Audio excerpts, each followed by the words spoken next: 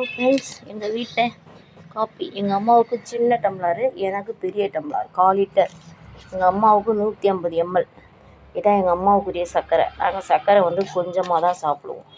Copy தூள் தான் நிறையா சாப்பிடுவோம்.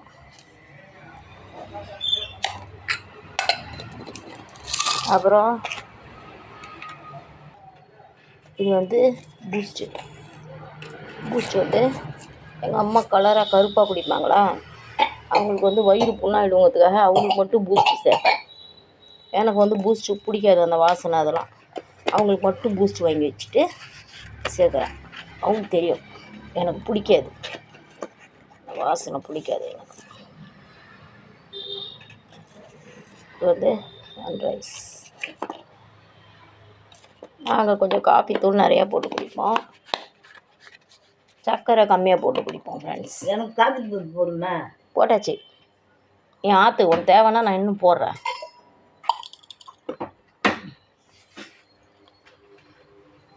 கேள்வி காப்பி ஆகுது எப்படி இருக்கு? அப்படியாம்மா? அதே போடுறேன். பூஸ்டோட நிறுத்திட்டேன் போல இருக்கு அம்மாவுக்கு.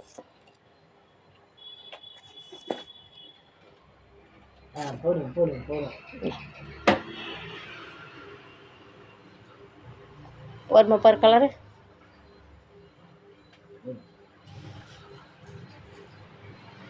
இன்னும் கொஞ்சம் போட்டா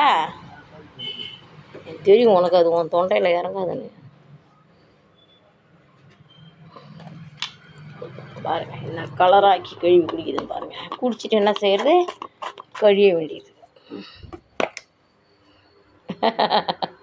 போருமா, எடுத்துக்கிட்டியா? கொஞ்சம் வச்சுட்டியா? சின்ன பிள்ளைலேருந்தே எங்கள் அம்மா இவ்வளோ காப்பி வச்சு பங்கு காப்பின்னு சொல்லி கொடுப்பாங்க.